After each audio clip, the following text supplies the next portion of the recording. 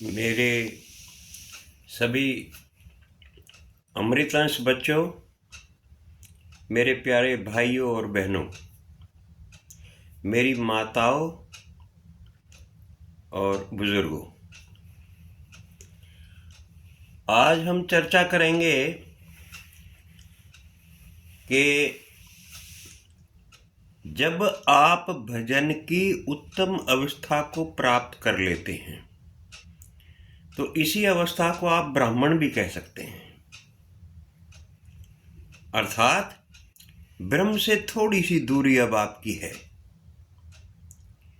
यहाँ आके आप सारे जितने भी सीन, जितने भी नज़ारे, जितने भी दृश्य यहाँ देखेंगे वो सारे पूरी तरीके से अलौकिक होंगे और तुमने कभी उनको यहाँ इस संसार में देखा भी नहीं होगा। वो सारे अलौकिक होंगे और हर रोज होंगे। किसी दिन कहीं अपने शरीर को छोड़ के आपको ऐसा लगेगा कि मैं दूसरी जगह चला गया हूँ। किसी दिन ऐसा लगेगा मैं किसी मंदिर में हूँ, साधना कर रहा हूँ, साधुओं के साथ हूँ। सारी चीज़ें बिल्कुल एकदम अलौकिक होंगी। अब जब ये अवस्था आपकी आ जाएगी तो यहाँ आपका योग भी पूरा हो गया, आप योगी की अवस्था भी पूर्ण कर चुके हैं और आपका एक किस्म से तप भी पूरा हो जाता है। क्योंकि जब आप भजन में योग निद्रा में चले जाते हैं, आपको निद्रा बहुत कम आती है या आती है तो आप अर्धचेतन अवस्था में होते हैं। अर्धचेतन अवस्था का मतलब ये है कि आप आधे सोए और आधे जागे होते हैं। आपकी ज्ञानेंद्रियां बिल्कुल नहीं सोती नहीं है, रेस्ट नहीं करती। दिमाग तो आपका न सोते में न जगते में कभी सोता है। ये कुछ ना कुछ देखता और करता रहता है। लेकिन आपकी ज्ञानेंद्रियों का एक किस्म से दमन हो जाना, ये आपकी अति उत्तम अवस्था में ही आता है। और यहाँ आकर आप एक ऐसी अवस्था को प्राप्त कर लेते हैं जब आप पूरी तरीके से अध्यात्म में रम जाते हैं। अध्यात्म ज्ञान नितत्वम तत्व ज्ञानार्थ दर्शनम। यहाँ आपको तत्व के दर्शन समय समय पे होते रहते हैं और अध्यात्म में तो आप अपने में अर्थात परम आत्मा की एक अवस्था जो होती है, उसी अवस्था को आप धारण किए हुए होते हैं। तो यहाँ आपका आके योग भी पूरा हो जाता है और आपका तप भी पूरा हो जाता है। लेकिन एक इन दिनों में अगर आप एक काम और कर लेना तो बहुत अच्छा हो जाता है। इसमें आप एक 2 दिन का या 5 दिन का या 7 दिन का या 11 दिन का अगर और ज़्यादा कर सकते हैं तो बहुत अच्छा होगा। अगर आप इस बीच में मौन भी अगर धारण कर लेते हैं, अगर आप अपनी वाणी को भी विराम दे देते हैं, तो आपका वाणी का तप, आपके शरीर का तप और आपके मन का तप, अर्थात मन की ज्ञानेंद्रियों सहित शांति को प्राप्त होना, मन का शांत हो जाना, ज्ञानेंद्रियों का चाह, ज्ञानेंद्रियों की चाह, कामना जो मन के माध्यम से दिखाई देती है, वो भी आपकी शांत हो जाती है। तो ये तप, 3 तप मिलकर आपका एक तप बन जाता है। तो यहां आकर आपके एनर्जी के जो सारे स्रोत हैं, पांचों के पांचों, और जो यूनिवर्स में है, जो इस प्रकृति में है, वो सारे आपको पूरी तरीके से हील करना शुरू कर देते हैं।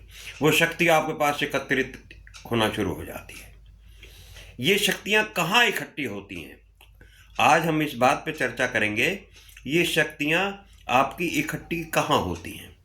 ये आपके कंधों पे इकट्ठी होती हैं, ये आपके जोड़ों पे इकट्ठी होती हैं, ये आपके उन स्थानों पे ज़्यादातर इकट्ठी होती हैं जहाँ आपका शरीर मोशन में रहता है। ये जहाँ जहाँ आपका शरीर मोशन में रहता है ना, वहीं ज़्यादा इकट्ठी होती हैं। लेकिन अब इनको भी ये इतनी इकट्ठी हो जाती हैं, जो शरीर आपका एक्टिव, जो अंग आपका जो जो जो व्यस्त रहता है, वहीं ज़्यादा इकट्ठी होती हैं। और फिर भी इतनी इकट्ठी हो जाती हैं ये कि इसको आपको अपने अंदर समाहित करने के लिए आपको कुछ ना कुछ करते रहना चाहिए। जैसे कंधे की हैं ये, इस तरीके से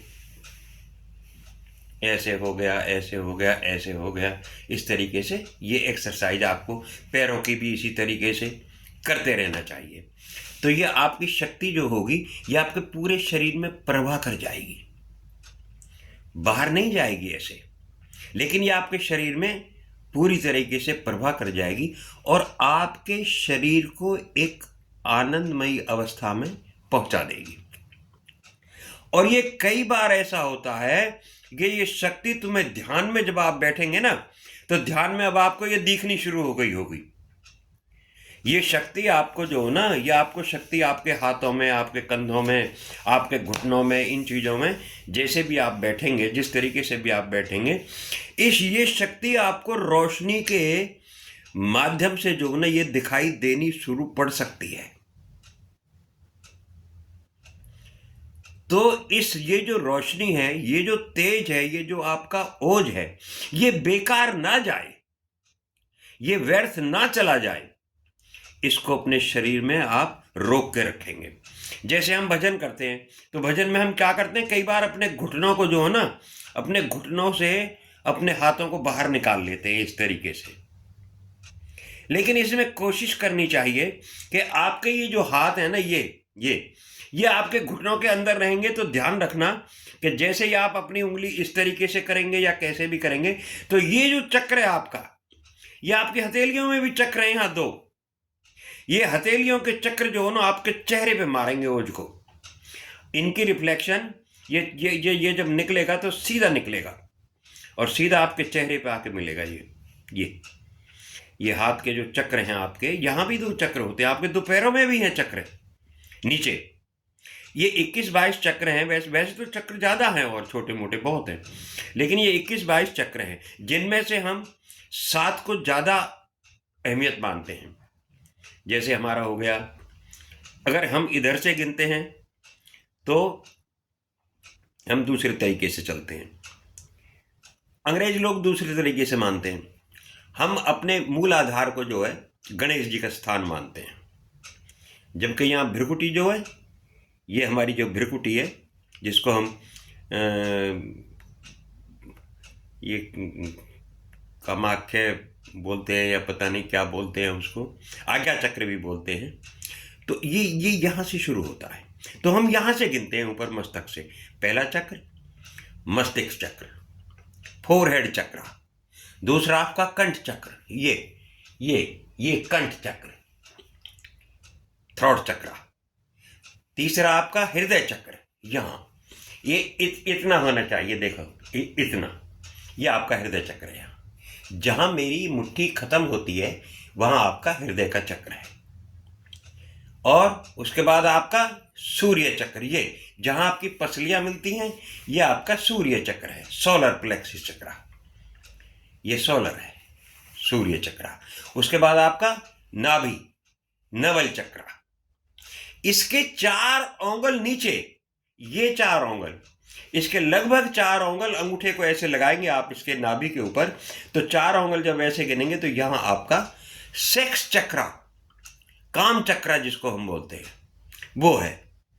और उसके बाद आपका 7वां चक्र आएगा, तो वो आएगा गुदा चक्र, मूलाधार चक्र जिसको हम बोलते हैं, उसको गुदा चक्र, रूट चक्र, वो रूट चक्र होता है। कल हम इसके बारे में चर्चा करेंगे और हम ये भी थोड़ा सा आगे चलेंगे, इसमें आगे बढ़ेंगे कि आप अपने इन चक्रों को कैसे खोलें, उसके बाद इनको कैसे बांधें, और वो इनसे जो जो जो एनर्जी जो इकट्ठी होगी उस एनर्जी को कैसे कंज्यूम करें, अपने शरीर में कैसे कंज्यूम करें।